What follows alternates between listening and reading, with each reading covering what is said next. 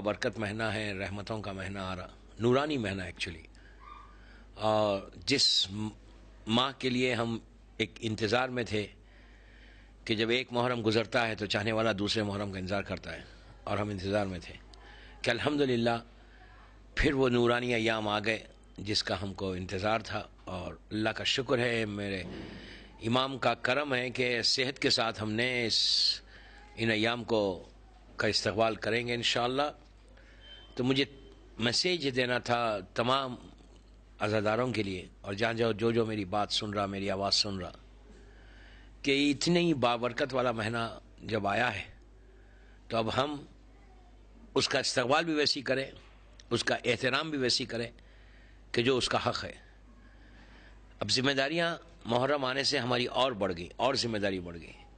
اب تک جو ہماری لائف گزر رہی تھی 9 ربیع الاول کے بعد سے 29 ذیلحجہ تک، وہ ایک لائف الگ تھی۔ اب جو لائف ہے، اب جو آپ کی زندگی ہے، پہلی محرم سے 8 ربیع الاول تک پورے شہر میں جب آپ زندگی گزارتے، جب آپ گزرتے، تو ہر آدمی آپ کو امام حسین سے یاد کرتا۔ ہماری آئیڈینٹی اب حسین ہو گئے، ہمارا لباس، ہمارا چلنا، ہمارا پھرنا، ہمارے بات کرنا، ہمارے گفتگو کا طریقہ، اور ایک دوسرے سے ملاقات کرنا، یہ سب۔ اور سب سے بڑی چیز ان ایام میں جب ہمارا محرم آتا ہے تو ہر گھر میں، ہر عزاخانے میں مجلسیں ہوتی ہیں، اور مجلسیں جب ہوتی ہیں تو ہماری پہچان اب مجلس ہے، ہماری آئیڈینٹی اب مجلس ہے۔ تو اب ہماری ذمہ داری ہے کہ امام حسین کی اس مجلس کا ہم استقبال کیسا کریں۔ اب ہماری ریسپانسبلٹی ہے کہ ہم مجلس حسین کو کیسا کیری کرنا ہے۔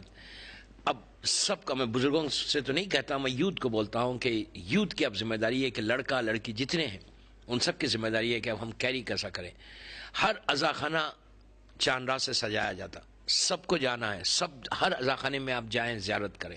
یہ اتنی برکت کی چیز ہے، اپنی جو رکی ہوئی دعائیں ہیں، جو پریشانیاں، ان سب چیزوں سے آپ بچ سکتے۔ ہر عزاخانے میں جائیے، اس لیے کہ ہمارے شہر میں امام حسین مہمان آئے، ہر عزاخانے۔ لیکن زیارت کرنے کا صرف یہ مقصد نہیں ہے کہ ہم جائیں اور سلام کریں اور واپس آ جائیں۔ جب زیارت کو جائے، جب آپ انٹر ہوں گے تو آپ کو یہ احساس ہونا، یہ فیل ہونا کہ ہم اس کی بارگاہ میں جا رہے، اس کے سامنے جا رہے کہ جو ہم کو دیکھ رہا۔ یہ ہمارا عقیدہ ہے کہ امام حسین ہم کو دیکھتے ہیں، امام حسین ہماری طرف ان کی نگاہ ہے۔ جب آپ کسی کے پاس مہمان جاتے تو یہ لازم ہے کہ سامنے والے کا خیال رکھیں۔ تو اب ہم عزاخانے جائیں تو میں لڑکوں سے بھی کہہ رہا، لڑکیوں سے بھی کہہ رہا کہ لڑکی اگر بغیر حجاب کے اگر عزاخانوں میں جا رہی تو ہم کیا سمجھ کے جا رہے؟ شہزادی کونین کی بارگاہ میں جا رہے، بی بی کے علاوے کو جا رہے، بارگاہ جا رہے، مولا عباس کے عزاخانے کو علاوے کو جا رہے۔ تو ہم کو یہ احساس ہونا چاہیے کہ ہم اس امام کے پاس جا رہے کہ جو امام ہم کو دیکھ رہا۔ تو شہزادی کونین کے پاس جب جائے، یا کسی امام بارگاہ میں جائے، یا 2 مہینے 8 دن، تو جب آپ باہر نکلے تو اس کا احترام، اس کی ریسپیکٹ لازم ہے۔ عزاخانے میں جب جائیں تو یہ سوچ کے جائیں کہ مادر حسین کی نگاہ آپ کے اوپر ہے۔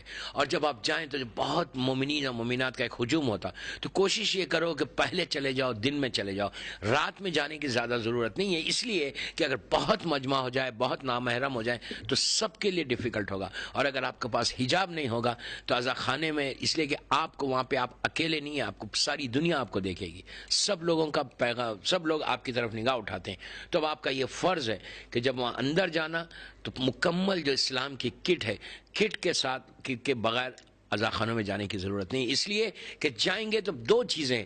پہلی چیز ناراضگی مادر حسین ہوگا، دوسری چیز نامحرم کی نگاہ آپ کے اوپر پڑ رہی، اور آپ اپنے مذہب کو ریپرزینٹ کر رہے ہیں، مذہب کو آپ پروپوگیٹ کرنا ہے آپ کو۔ دوسری قوم کیا بولے گی کہ حسین کے چاہنے والے اور اس طرح سے مذہب، اس طرح سے بے پردہ آ رہے ہیں۔ تو یہ کوشش کرو کہ لڑکیوں سے میں پرٹیکولرلی کہہ رہا کہ جب جائیں تو مکمل اسلام کی کٹ میں جائیں، اور احترام کے ساتھ نگاہوں کو نیچے کر کے جاؤ، سلام کرو بی بی کو، زیارت کرو، مانگو اور واپس آ جاؤ۔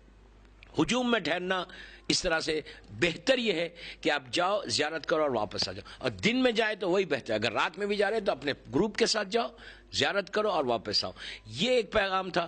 دوسرا پیغام مجلسوں کا، کہ اب ہم کو ہر طرف مجلسیں ہوں گی، زیادہ سے زیادہ کثیر تعداد میں مجلسیں کرو، جتنا ہو سکے حسین کا ذکر کرو، پروپوگیٹ کرو جتنا ہو سکے۔ لیکن یہ بھی سوچو کہ آپ کا پڑوسی کون ہے۔ اگر آپ کا پڑوسی اعتراض کر رہا تو اس سے پرمیشن لے لو۔ اگر آپ کو مجلس کرنا ہے گھر میں تو اس کا یہ مطلب نہیں ہے کہ آپ 20 اسپیکرز لگا کے مجلس کر رہے ہیں۔ اور ہمارا پڑوسی اگر کوئی بیمار ہے، کوئی ایگزامز دے رہا، کوئی بچے پڑھ رہے، تو ہمارا یہ فرض ہے کہ ہم اس کا بھی خیال رکھیں، اس لیے کہ امام حسین کے ذکر سے لوگوں کو دور کرنا نہیں ہے، لوگوں کو قریب کرنا ہے۔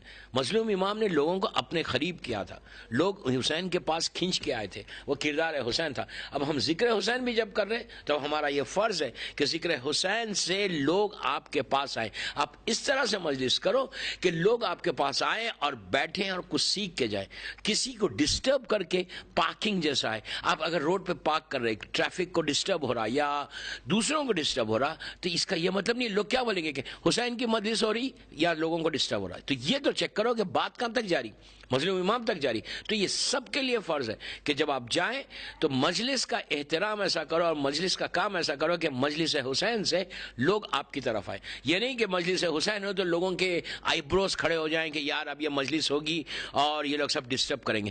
کسی کی زبان پہ یہ جملہ نہیں آنا چاہیے کہ حسین کی مجلس سے ہم کو ڈسٹربنس ہو رہا۔ یہ سب اس لیے کہ آپ ذکر حسین کر رہے ہیں، ہمارا فرض ہے کہ اس ذکر سے ہم لوگوں کو قریب کریں۔ ایسا نہیں کہ لوگ وہ کہیں کہ محرم آ گیا پھر یہ لوگ ڈسٹرب کریں گے، نو، ڈسٹربنس کسی کو نہیں ہونا چاہیے۔ ڈسٹربنس ہوگا تو امام حسین کا پروپوگیشن نہیں ہوگا، امام حسین کی جو ٹیچنگز ہے، امام حسین کے جو سیئنگز ہے، امام حسین کا جو کردار ہے، اس کردار کو آپ پروپوگیٹ نہیں کر سکتے۔ کسی کے ذہن میں یہ بات نہیں آنا چاہیے کہ محرم آ گیا اب یہ لوگ ہم کو ڈسٹرب کریں گے۔ سب اس کے لیے بہترین چیز یہ کہ باہر 10 اسپیکرز لگانے کی ضرورت نہیں ہے، باکسز لگائیں، گھر کے اندر اگر مجلس ہو رہی تو گھر کے اندر باکسز لگائیں۔ اس سے بہتر یہ بھی ہوگا کہ جو لوگ باہر ٹھہرے ہوئے ہیں وہ لوگ بھی اندر آ کے ٹھہریں گے۔ میں یوتھ کو یہی بولتا کہ باہر ٹھہرنے کی ضرورت نہیں، اور مجلس ختم ہو تو فوراً باہر نکل جاؤ۔ تیسری چیز نیاز، جو تبرک بانٹا جاتا۔ دوستو تبرک کا بڑا احترام ہے، بہت بڑا احترام ہے، بہت بڑا احترام ہے۔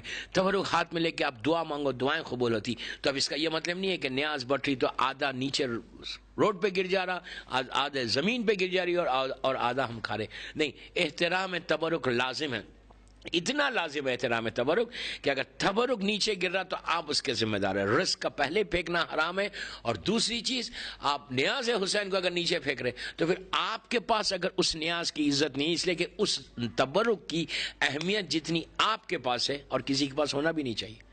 اس کا احترام ہم کو معلوم ہے کہ اس کی عظمت کیا ہے، اتنی اس کی عظمت ہے۔ اگر ہم ہی اس کی عزت نہیں کریں گے تو ہم امام حسین کو کیا بتائیں گے؟ امام مولا حسین کے نام سے نسبت ہوگی۔ اور اس تو تبرک کے لیے بھی کوشش یہ کرو کہ نیاز حسین زمین پہ گرنا نہیں چاہیے۔ اتنے ڈسپلن کے ساتھ اس کو لو کہ لوگ بولیں کہ یہ کتنی آرگنائز قوم ہے، یہ کتنی ڈسپلن والی قوم ہے۔ یہ کوشش کرو کہ یہ کام ہو جائے، اور مجلس حسین کو کیری کرو۔ مجلس حسین کے ذریعے جو پیغام ہم کو دنیا تک پہنچانا ہے وہ یہی پیغام ہے۔